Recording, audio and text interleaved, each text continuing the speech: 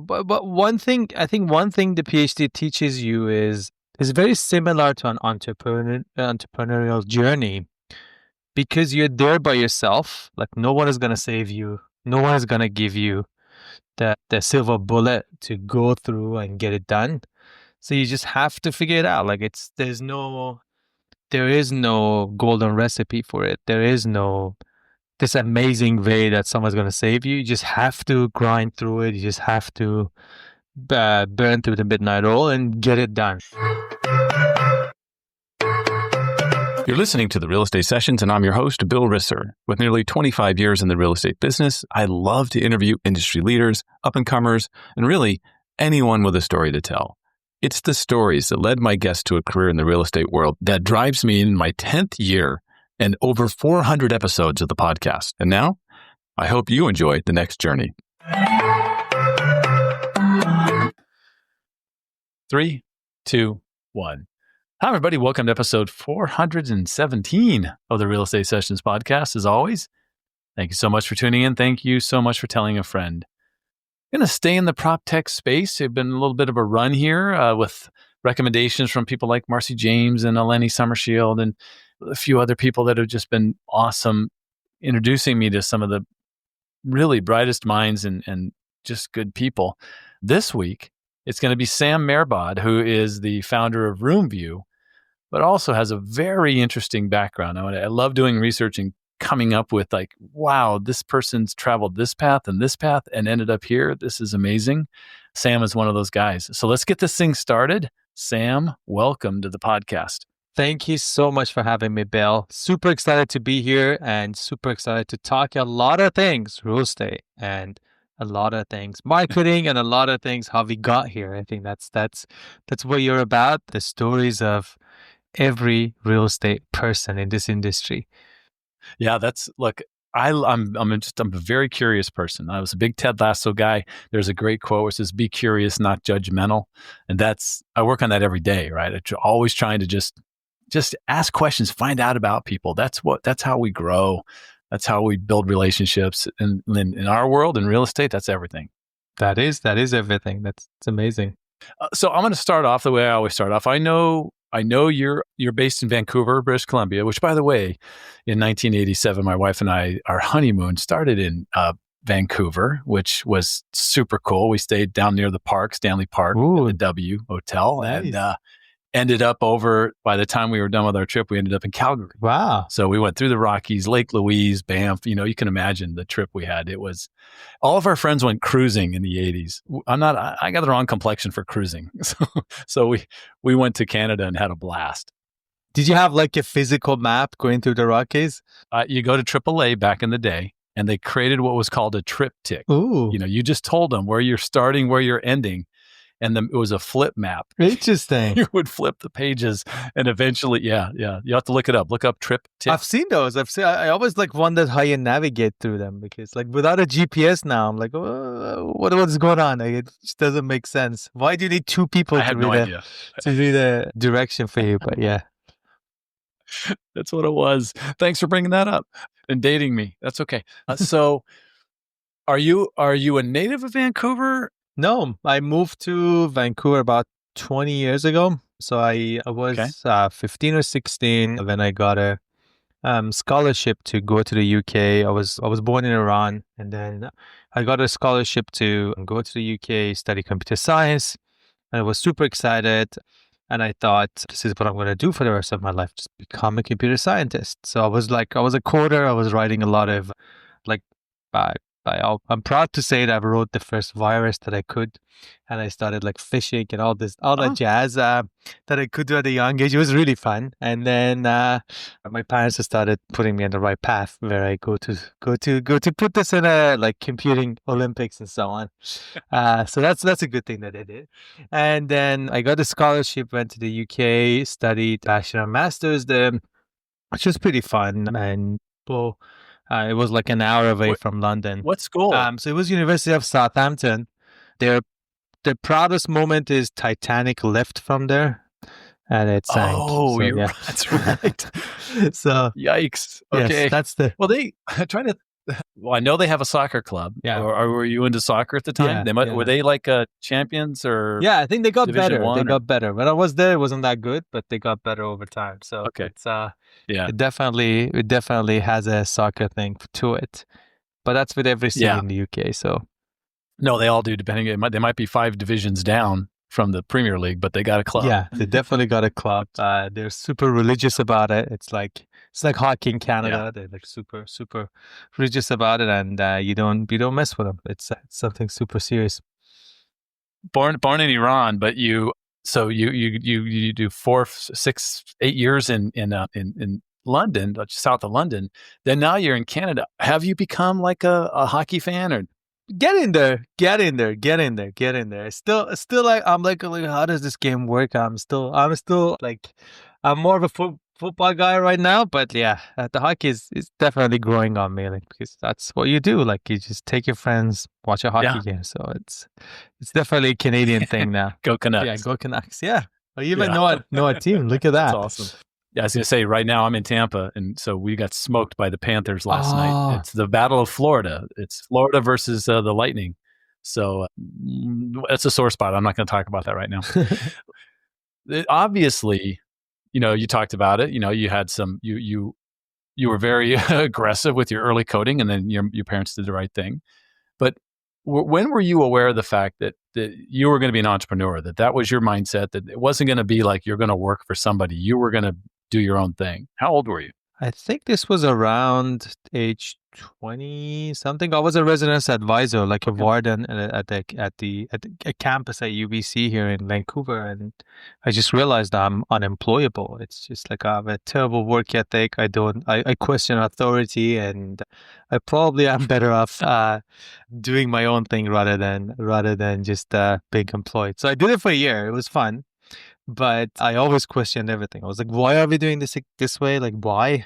Why is this thing supposed to be this way? So you can imagine, like, it's like an army when you're working on residence advisory in campus. Like, you have to follow like a ton of rules. You have to document it. You have to be super organized.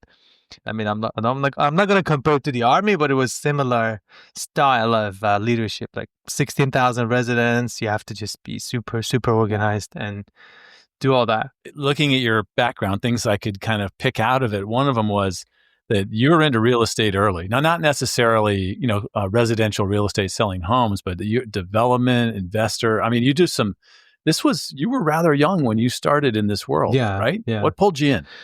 Yeah. So I realized there's no money in academia. So I started like looking at my university professor and looking at what is happening with my supervisors and so on. Essentially, I think here's the problem with academia. There's way too many PhDs graduating. There's not enough jobs for them.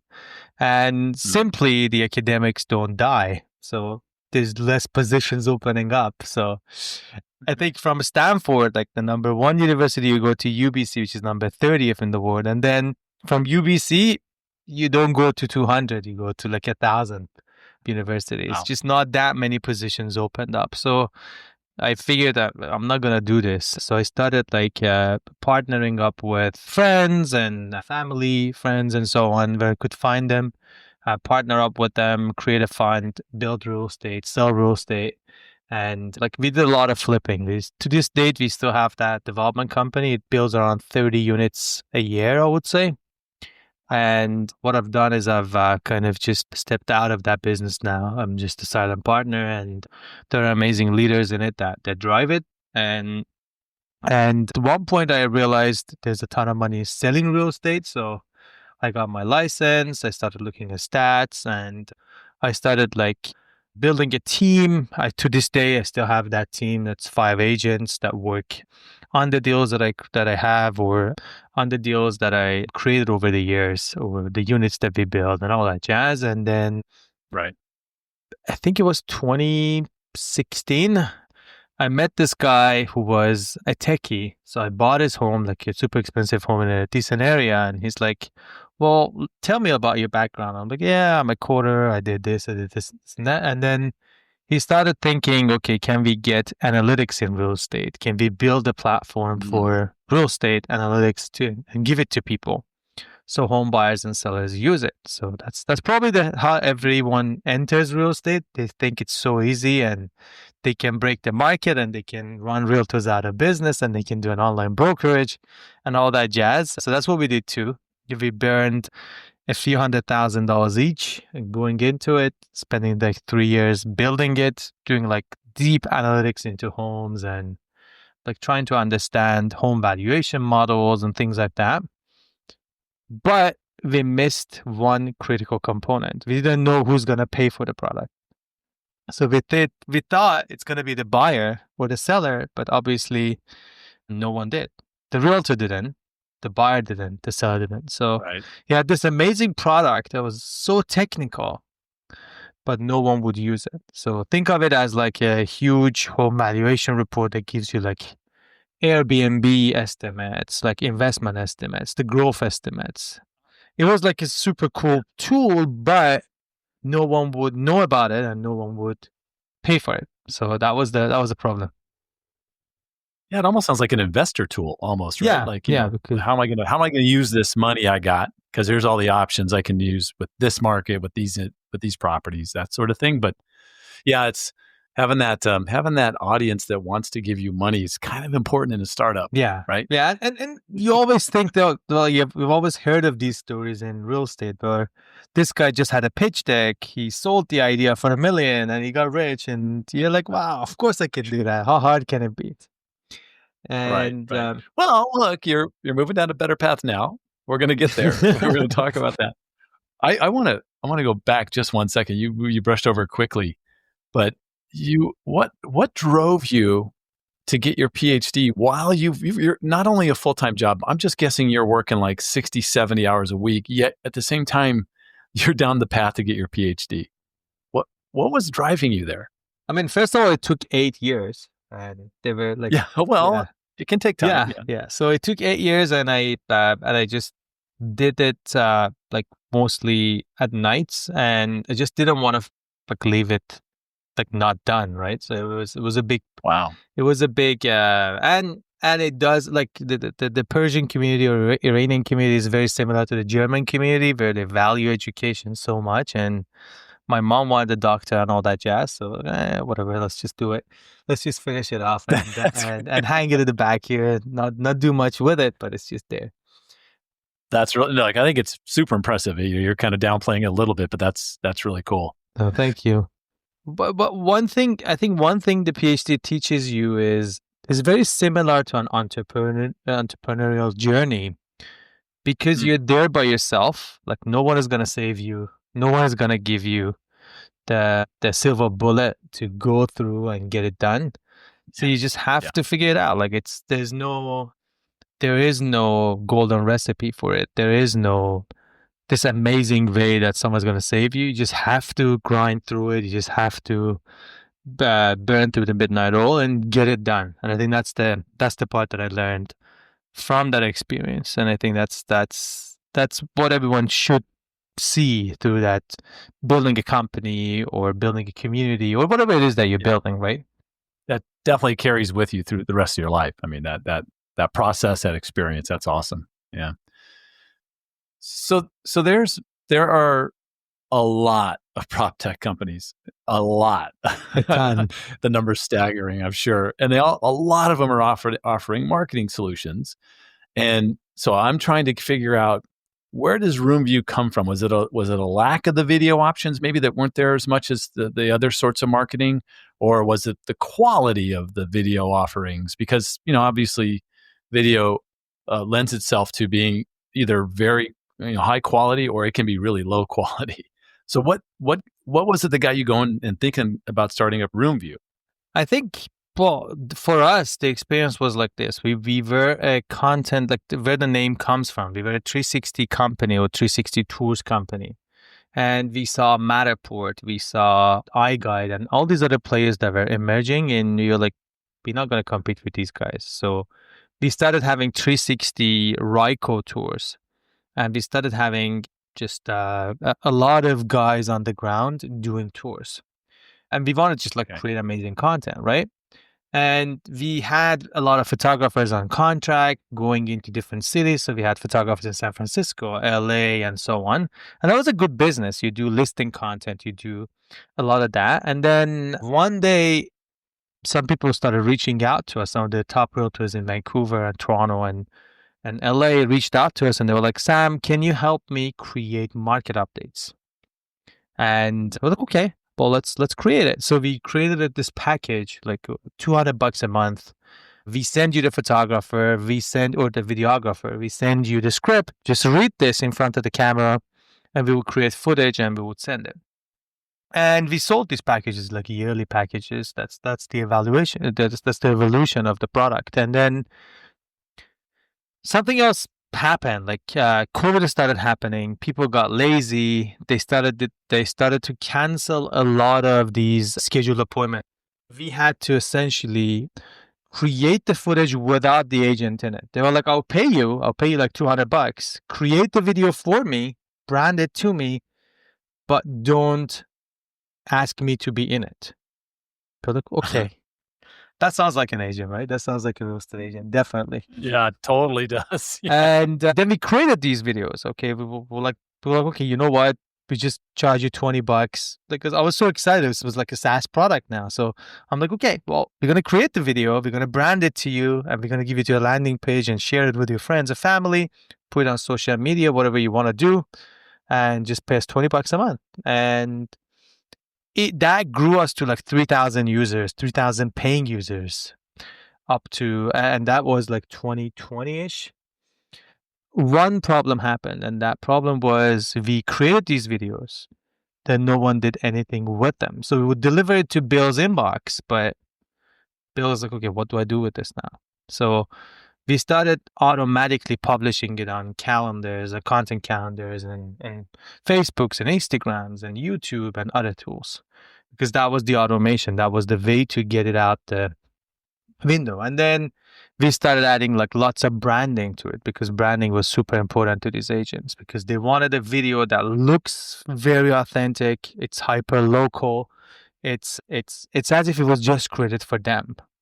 And then we added lots of different tools on top, like where you can add your face, where you can personalize it, where you can do all sort of things. But I think to this day, I believe in one thing, and that is, if you're spending more than $100 to $200 a month for content creation, you might do it a month, you might do it 2 months, you might do it 3 months, but you're not going to continue doing it for 4 years, 5 years. And that's the compound effect of content, right? Like you just need a lot of content being built over time for a sustained period of time before you get results out of it. I mean, look at your podcast, 400 sessions. That's the thing, right? If it took, if each episode took 20 hours from you, and each episode costed you like $2,000, there's no way you've done this, right? So you would have just like cut, like you would have created like 3 amazing episodes, but yeah, that's it, right? Right. And I think that's the trap that we always fall into. Like we want this amazing, perfect content, but we forget that we have to do it consistently. We forget that it has to be on YouTube, it has to be on Instagram, it has to be on email, it has to be on every channel. So that consistency and automation, I think is what we focused on. Just making sure that you get really amazing, beautiful content that's personalized, that's hyper local, and looks and feels like you created it, but also delivered across every channel. So that's how the product kind of evolved. That's the path that we came. Like it was kind of organic. Well, it's an amazing website to just go visit. If someone hasn't been there yet, and you've got to go check it out, because you talked about it, but the different levels of the product that you have available and the different ways someone can go if they want to. And then the key obviously is automation. Yeah.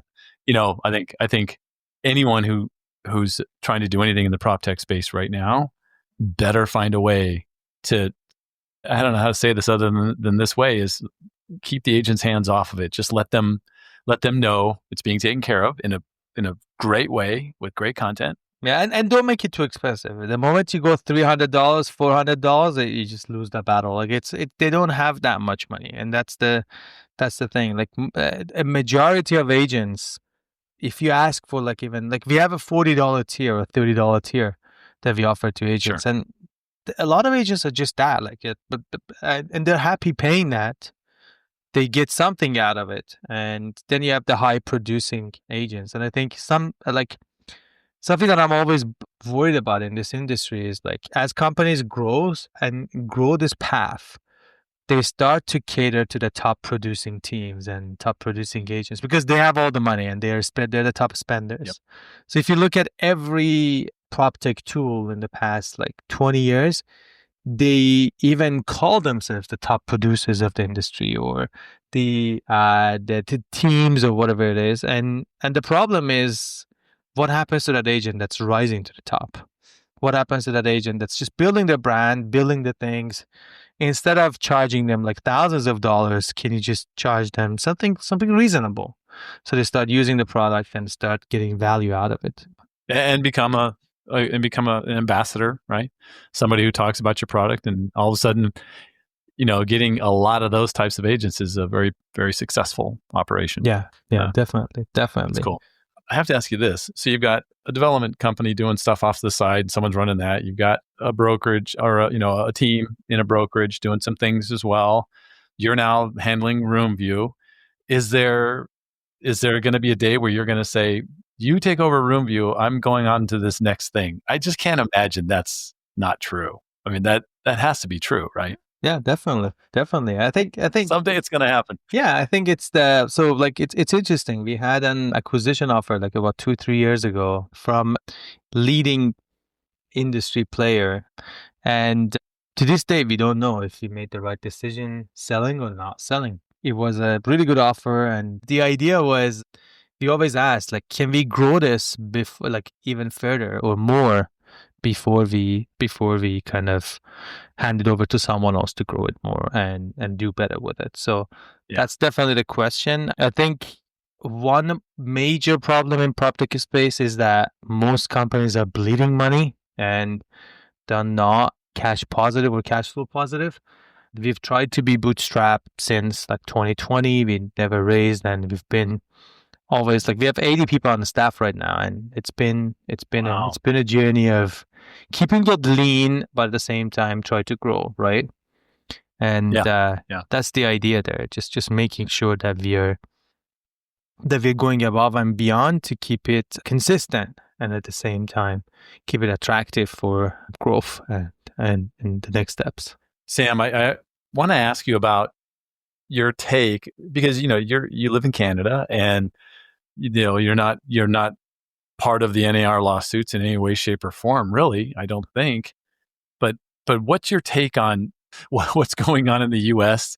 and is it making conversations occur in Canada about like, hey, we should think about this because maybe we need to worry about this? I don't know. I'm going to defer to you on this. Yeah. So well, we work with a lot of agents in the U.S. and like almost 2/3 of our customer base is in the US. And so we definitely feel it. We definitely see it.